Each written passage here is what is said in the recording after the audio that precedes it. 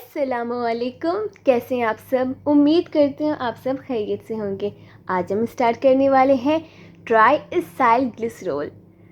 इससे पहले मैं ये स्टार्ट करूँ, आपको तो ट्राइग्लिसराइड के बारे में पता ही होगा, ठीक है। जो ट्राइग्लिसरॉल्स होते हैं वो और ट्राइग्लिसराइड्स, हम दोनों के बारे में सुना होगा काफ़ी, लेकिन फ़र्क क्या है दोनों में? वैसे दोनों में कोई भी फ़र्क नहीं है, बिल्कुल सेम एक ही चीज़ है, बस फ़र्क थोड़ा नाम का है। जो ट्राइएसाइल ग्लिसरॉल है ना, ये हम कहते हैं, ये ना एक इसका केमिकली करेक्ट नेम है, ये ठीक है, कि सबसे करेक्ट नेम यही है। लेकिन अगर हम ट्राइग्लिसराइड जब कह रहे होते हैं ना, तो वो उसका कॉमन नेम हो गया। कोई फ़र्क नहीं, बस नाम का फ़र्क है, बाकी सब सेम, ये वही ही है, बस नाम चेंज कर दीजिए। जैसे घर में आपको प्यार से किसी और नाम से बुलाते, आपका नाम कोई और है, सेम वही समझें आप, ठीक है।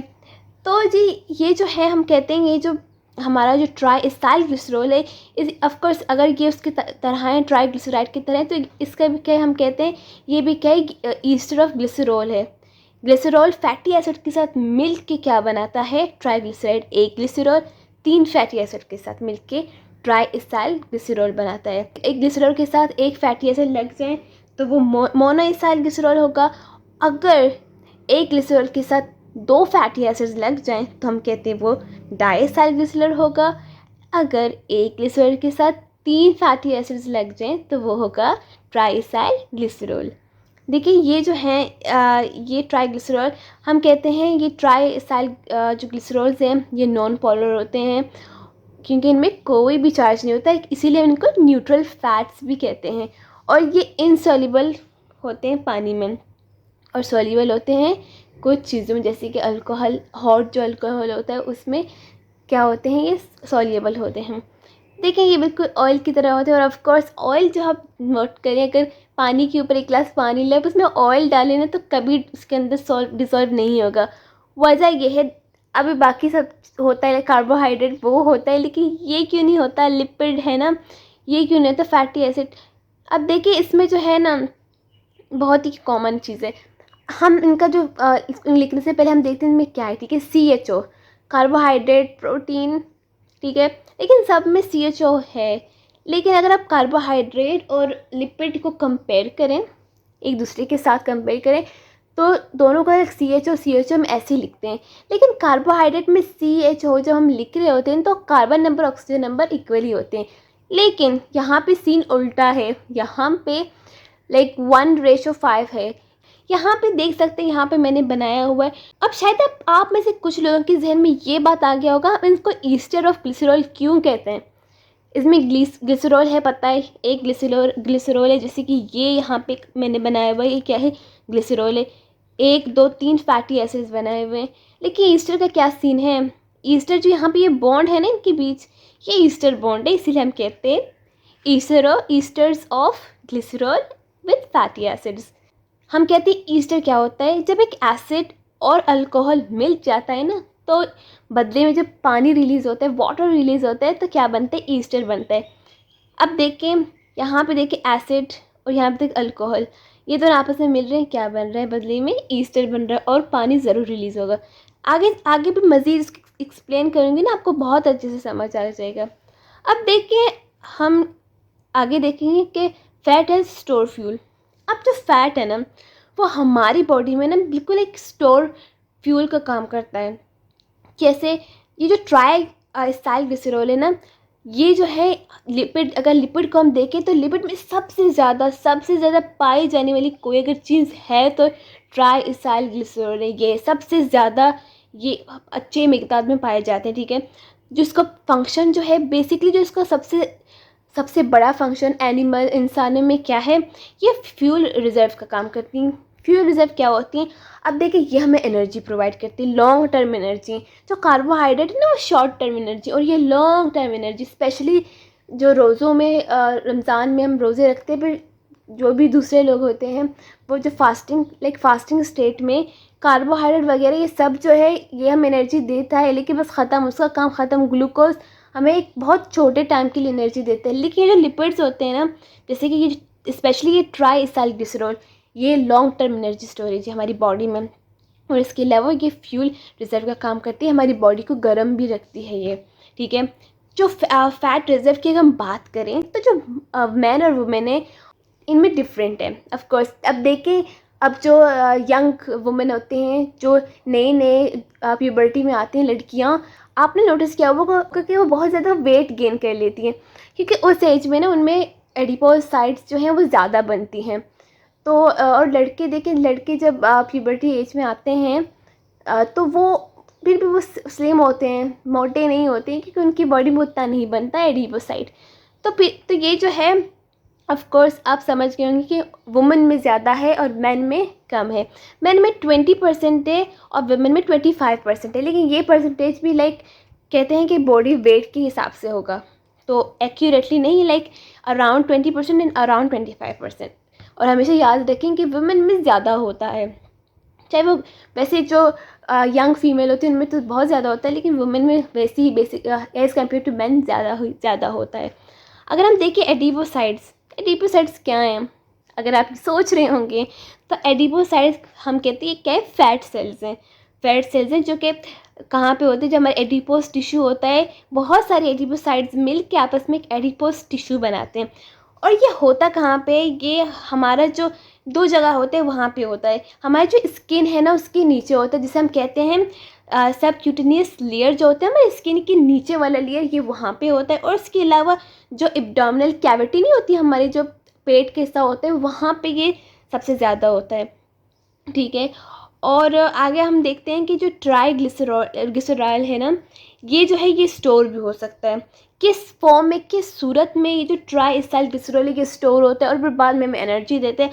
हम कहते हैं कि ये जो है ग्लोब्यूल्स डिस्पर्स जो है ना हमारी बॉडी में स्टोर होता कहाँ पे, जो हमारा साइटोप्लाज्म होता है वहाँ पे। फिर जब हमें एनर्जी की ज़रूरत होती है तो फिर ये लाइक फिर से टूटता है, हमें एनर्जी एटीपी प्रोवाइड करती है हमारी बॉडी को। ग्लूकोज हमें एटीपी प्रोवाइड करती है, लेकिन ये भी हमें एटीपी प्रोवाइड करती है। उसका एक बहुत ही लंबा साइकिल है, वो फिजियोलॉजी में हम पढ़ेंगे इंशाल्लाह।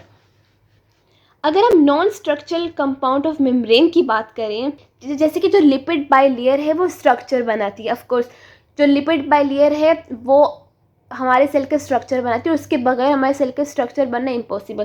तो जो ट्राईग्लिसरॉल है, एसाइलग्लिसरॉल या फिर ट्राईग्लिसरॉल जो है, ये बिल्कुल भी स्ट्रक्चर सेल की स्ट्रक्चर बनाने में, सेल मेम्ब्रेन की स्ट्रक्चर बनाने में कोई भी इनका काम नहीं है। इस मामले में बिल्कुल भी कोई काम नहीं है इनका। अगर एक जो है फैटी एसिड हो तो हम उसको क्या कहते हैं, मोनोएसाइलग्लिसरॉल। अगर 2 फैटी एसिड्स हो एक ग्लिसरॉल के साथ तो उसको कहते हैं डाईएसाइलग्लिसरॉल। और अगर 3 फैटी एसिड हो एक ग्लिसरॉल के साथ तो हम उसे कहते हैं ट्राईएसाइलग्लिसरॉल। यानी जो इसका मोनो मीन हम सबको पता है 1, डाई मीन 2 और ट्राई मीन 3, यानी 1 2 3। किस वजह से हम इसको 1 2 3 कहेंगे फैटी एसिड को देख के, ठीक है। अगर हम मोनोग्लिसराइड्स की बात करें तो उसमें आप देख सकते हैं यहाँ पे जो है, देख सकते हैं यहाँ पे क्या है, हमारा ग्लिसरॉल है। ग्लिसरॉल के साथ जो उसका फर्स्ट कार्बन है वहाँ पे ऊपर की तरफ जो है हम देख सकते हैं पहला फैटी एसिड जो अटैच है। अगर हम डाई को देखें, डाईएसाइल ग्लिसरॉल को देखें तो सेम उसी तरह उसमें क्या है, यहाँ पे ये ग्लिसरॉल है। ग्लिसरॉल के जो कार्बन नंबर 1 पे पहला जो है फैटी एसिड है और कार्बन नंबर 2 पे दूसरा फैटी एसिड है। तो ये कौन सा है, ये डाईएसाइल ग्लिसरॉल है। सेम उसी तरह अगर हम ट्राईएसाइल ग्लिसरॉल की बात करें तो इसमें क्या है, इसमें जो है हमारा एक जो ग्लिसरॉल है उसके साथ 3 क्या है फैटी एसिड अटैच है। जैसे कि यहाँ पे आप देख सकते हैं ये जो बीच में मैंने क्या बनाया हुआ है, ये बीच में क्या है, हमारा ग्लिसरॉल है। कार्बन नंबर 1 पे एक फैटी एसिड है, कार्बन नंबर 2 पे एक फैटी एसिड है और कार्बन नंबर 3 पे एक फैटी एसिड है। अगर समझ नहीं आया डोंट वरी, मज़ीद समझाती हूँ, टेंशन नॉट ना। अब यहाँ देखें, यहाँ पे जो है CH2, अगर हम ग्लिसरॉल को देखें तो उसको कैसे हम लिखते हैं, पहला होता है CH2 होता है, ठीक है।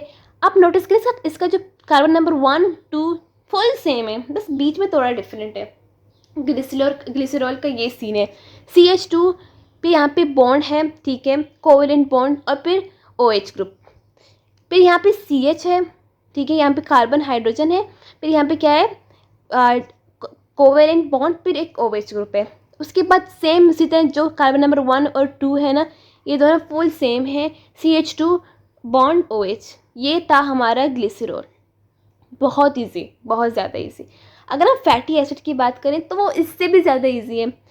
फैटी एसिड में क्या है, बेसिकली जो फैटी एसिड है उसका स्ट्रक्चर ऐसे है, बिना किसी के साथ चिपके उसके स्ट्रक्चर ऐसे है नॉर्मली। यहाँ पे एक OH ग्रुप है, ठीक है। फिर यहाँ पे कोवेलेंट बॉन्ड के बाद यहाँ पे कार्बन के बाद फिर यहाँ पे कोवेलेंट जो है बॉन्ड, उसके बाद ये R, हम कहते हैं वेरिएंट है, यानी ये जो अभी तक कंप्लीट नहीं है, यहाँ पे कुछ भी अटैच हो सकता है। फिर वो यहाँ पे इसके अटैचमेंट की वजह से फिर इसको हम एक नाम देंगे कि ये फैटी एसिड है, ऑफ कोर्स है, लेकिन कौन सा हम ये देखेंगे। ये वेरिएंट ग्रुप है, यहाँ पे कुछ भी लग सकता है, यहाँ पे कार्बन नंबर जितने लगेंगे तो वहाँ पे उसी लिहाज से इस फैटी एसिड का नाम हम डिसाइड करेंगे। अब देखें, और कार्बन जो है, कार्बन में क्या है, डबल बॉन्ड ऑक्सीजन लगा हुआ है, ये क्या था, एक फैटी एसिड। यहाँ पे बात हो रही है हमारे ट्राई इथाइल ग्लिसरॉल की, तो ऑफ कोर्स एक तो नहीं लगा सकती, हमने 3 लगा दिए फैटी एसिड, तो ये ऐसे तो नहीं लगते हैं। यहाँ पे क्या होता है, यहाँ पे जो हमारा हाइड्रोजन है, यहाँ पे OH है, सेम यहाँ पे ये एक दूसरे के साथ मिल जाते हैं, जुड़ जाते हैं। OH जो है वह जब भी आता है यहाँ से, ठीक है, हाइड्रोजन के साथ मिलने के लिए, तो वो अपने साथ ऑक्सीजन को मिलाता है, तो यहाँ पे OH पूरा आता है। लेकिन इस साइड से जो ग्लिसरॉल है ना, वो अपना सिर्फ हाइड्रोजन देता है। लेकिन जो फैटी एसिड है वो हाइड्रोजन अकेले नहीं उड़ता, उसके साथ अपने ऑक्सीजन को भी उड़ा देता है। अब H2O यहाँ पे 3 वाटर मॉलिक्यूल्स निकल जाएंगे बाहर। ये जैसे ही निकलेंगे तो बीच में एक बॉन्ड बनेगा जिसे हम कहते हैं ईस्टर बॉन्ड, तो इसीलिए हम इनको कहते हैं ईस्टर्स ऑफ ग्लिसरॉल्स। देखें, अब आपको समझ आ गया, esters of glycerols with fatty acid, यही तो है ट्राइसाइल ग्लिसरॉल्स। तो यहाँ पे जब ये ऑक्सीजन है ये निकल गया और ये OH है ये निकल गया, तो आपस में ऑफकोर्स अभी जैसे ही खाली हो जाती है, इनके ब्रेकअप हो जाते हैं, तो ये इंतज़ार में होते हैं इनके साथ कोई और आके जुड़े। तो जब इनको कोई मिलता है, ये दोनों फिर एक दूसरे का सहारा बनते हैं, क्योंकि दोनों का काम एक जैसा है। फिर यहाँ पे बहुत स्ट्रॉन्ग ईस्टर बॉन्ड बन जाता है, ठीक हो गया। अब जो बाकी यहाँ पे जो ये है R ग्रुप पे, यहाँ पे भी डिफरेंट टाइप के वो लगते हैं, मज़ीद चीज़ें लगते हैं। लाइक फॉर एग्जांपल जो फैटी एसिड, इसका नाम भी हम बताएंगे ये कौन सा फैटी एसिड है, ये कौन से, तो हम ये देखेंगे यहाँ पे कितने जो है कार्बन अटैच हैं, कितने हाइड्रोजन अटैच हैं, उस लिहाज से फिर हम इसका नाम डिसाइड करेंगे। अगर हम इसको देखें तो लाइक ये R है ना, ये वेरिएंट ग्रुप है, यहाँ पे कुछ भी अटैच हो सकता है। इसके अलावा हम बोलें कि सिंपली जो है फैटी एसिड उसको कैसे लिखते हैं, तो सिंपल जो हमारा फैटी एसिड है वो ये है, ये सबसे सिंपल स्ट्रक्चर है हमारी फैटी एसिड का, ठीक है, इस तरह लिखते हैं। देखिए अभी तो कुछ अटैच नहीं हुआ ना, तो इस तरह हमारा ये सिंपल, सबसे सिंपल फैटी एसिड है, इसको ऐसे ही लिखते हैं। अब जो हमारे ट्राई इथाइल ग्लिसरॉल होते हैं ना, होते हैं बेसिकली ये 2 टाइप के, एक होते हैं सिंपल ट्राई इथाइल ग्लिसरॉल और दूसरा होता है मिक्स्ड ट्राई इथाइल ग्लिसरॉल। अब जो है उससे पहले आप एक बात जान लें, जो फैटी एसिड है ना, वो जो ग्लिसरॉल से जब अटैच होते हैं ना, तो वो एक क्या करते हैं, एक बैकबोन बना रहे होते हैं ग्लिसरॉल के। एक जो ट्राई होते हैं ना, तीर होते हैं, बिल्कुल बैकबोन बना रहे होते हैं, तो हम कहते हैं ये फैटी एसिड जो है ग्लिसरॉल के लिए एक बैकबोन का काम करती है। तो जब इसका ये बैकबोन है, जिसे हम कहते हैं कि फैटी एसिड है, जब ये जो ग्लिसरॉल है ना, इसके साथ फैटी एसिड अटैच होते हैं। अब देखें, ये तो बहुत सिंपल था ना, ये है ट्राई इथाइल ग्लिसरॉल, ये सिंपल है, बहुत ही सिंपल टाइप है कि इसका नॉर्मल है, अभी तक कुछ अटैच नहीं है, अभी इसका कोई नाम नहीं है, ये ऐसे लाइक नेचर में ऐसे ऑफकोर्स एग्जिस्ट नहीं करते, इसके साथ कुछ अटैच होता है, इसका एक नाम होता है, डिफरेंट नाम होते हैं। लाइक अगर हम देखें, अगर ये जो R ग्रुप है ना, ये वेरिएंट ग्रुप है, यहाँ पे इधर इधर इधर ये तीनों जगह पे सेम टाइप का, सेम किस्म का कोई फैटी एसिड जो है वो अटैच हो जाए, ठीक है, इधर भी सेम, इधर भी सेम, इधर भी सेम हो जाए, तो हम कहते हैं कि सिंपल ट्राइसाइल ग्लिसरॉल है। समझ आया। देखिए ये तो पहले बता चुके कैसे बनता है, ठीक है। अगर समझने एक एग्जांपल देती हूँ। देखिए यहाँ पे देखें, हमारा जो ग्लिसरॉल है ना, इस तरह, और फैटी एसिड इस तरह अटैच होते हैं, तीनों एक जैसे होते हैं। एग्जांपल देख लें, आपको बहुत अच्छे से समझ आएगा। एग्जांपल हमारे पास है ट्राई पाल्मर्टेन, ठीक है, एक तो है ट्राई पाल्मर्टेन, दूसरा क्या है ट्राई स्टीरीन, ट्राई पाल्मर्टेन। अब अगर आप इनको सही से देखें, शायद आपने इनको कहीं पे देखा हुआ है, यहाँ पे ना थोड़ा अपना चेहरा बदल के आए हैं। ये जो पाल्मर्टेन है ना, ये असल में हमारा पाल्मेटिक एसिड है, जो कि हमारा अनसैचुरेटेड फैटी एसिड है। और यहाँ पे जो स्टीरिन बना हुआ है ना, ये हमारे स्टीरिक एसिड है। यहाँ पे ये पाल्मेटिन जो है, यानी समझ आया आपको, यानी जो हमारा यहाँ पे जो आर ग्रुप है, यहाँ पे हमारा पाल्मेटिक एसिड लगेगा, इधर एक पाल्मेटिक एसिड लगेगा, इधर एक पाल्मेटिक एसिड, इधर एक पाल्मेटिक एसिड। तो जब ये तीनों जगह पे हमारा पाल्मेटिक एसिड लगेगा, जो कि क्या है, एक सैचुरेटेड फैटी एसिड है, तो ये क्या बन जाएगा, फिर हम कहेंगे इसका नाम क्या है, इसका नाम हो जाएगा ट्राईपाल्मेटिन। ये ट्राईपाल्मेटिन हो जाएगा, और ये सिंपल ट्राई इसाइल ग्लिसरॉल है, क्योंकि तीनों जो है फैटी एसिड सेम ही है, इसीलिए तीनों बैकबोन सेम है। यहाँ पे आप देख सकते हैं। अब जो हमारा पाल्मेटिक एसिड है, अगर आपको याद हो, उसमें कार्बन नंबर टोटल 16 थे, और अगर ये लिखने का तरीका अगर आप भूल गए, मैं आपको फिर से बता देती हूँ। देखिए 16 कार्बन है। हमेशा एक काम करें ना, इसके स्टार्ट में जो है कार्बन होता है, और इसके जो एंड है ना, वहाँ पे कार्बन होता है, ठीक है। तो स्टार्ट और एंड में कार्बन होता है, तो इस एंड में हमेशा मिथाइल ग्रुप होता है। ये जो मिथाइल है, CH3 मिथाइल होता है, ठीक है।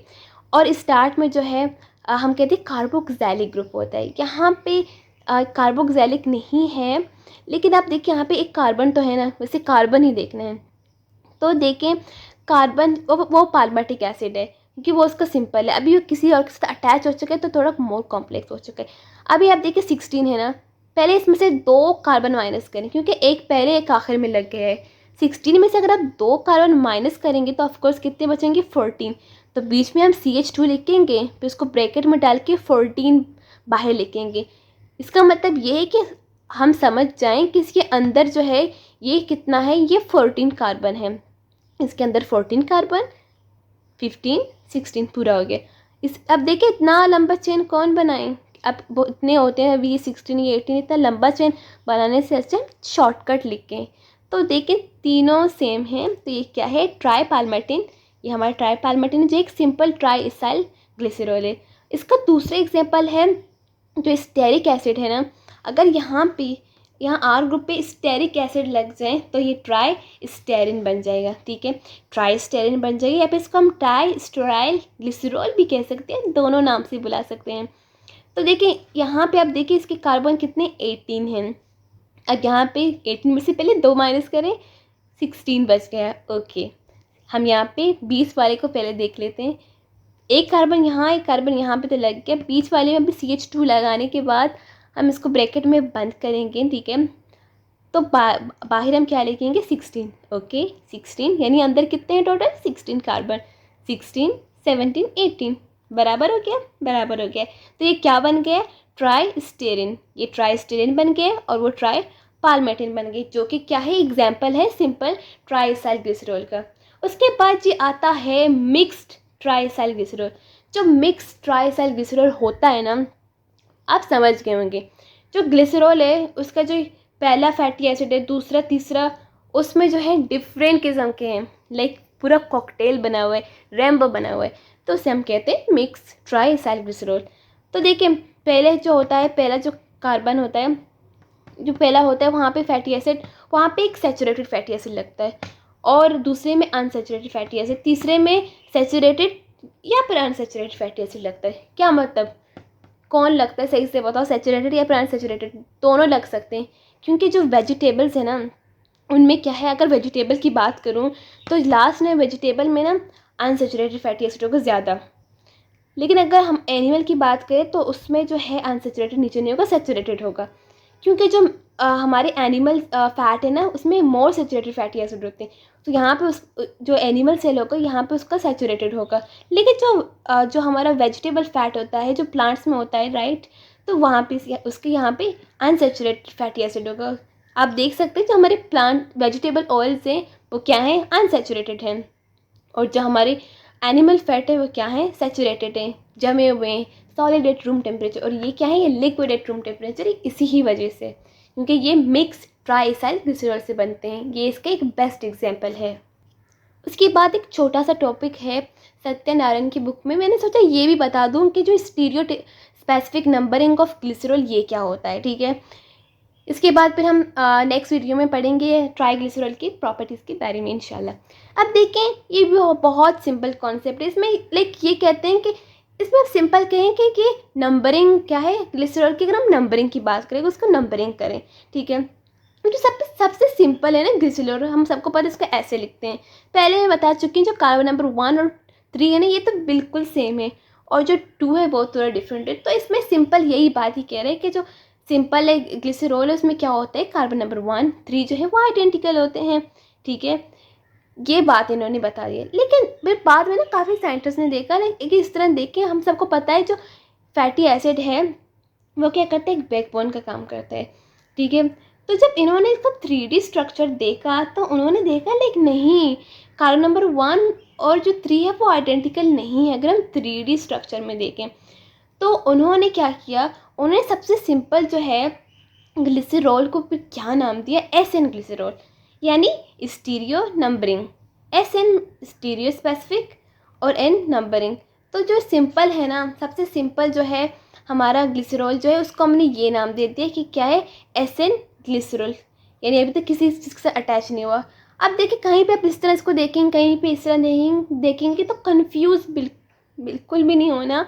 आपकी मर्ज़ी, आप इसको इस तरह स्ट्रक्चर बनाएं, इस तरह बनाएं, इस तरह बने, डजेंट मैटर, बिल्कुल सेम है, कोई टेंशन की बात ही नहीं है। तो जी ये था हमारी आज का कंप्लीट लेक्चर। उम्मीद करती हूँ आपको सब कुछ बहुत बहुत अच्छे से समझ आ गया होगा। वैसे बहुत इजी, बहुत सिंपल था। आपको, मुझे यकीन है, बहुत अच्छे से समझ आ गया होगा। तो जी मिलते हैं हमारी नेक्स्ट वीडियो में, तब तक के लिए अल्लाह हाफिज़, फ़ी अमान अल्लाह।